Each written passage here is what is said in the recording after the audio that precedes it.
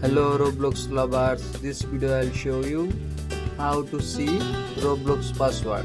First open Roblox, then click on three dot or more, scroll down and go to settings, then click on accounts info.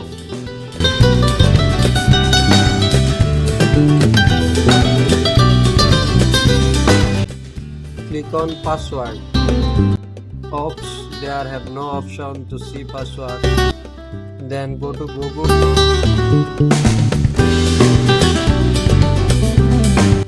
Click on manage your Google account.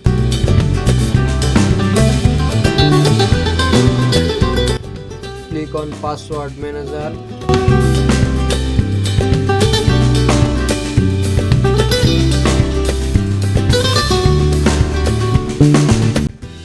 Then scroll down and tap on Roblox.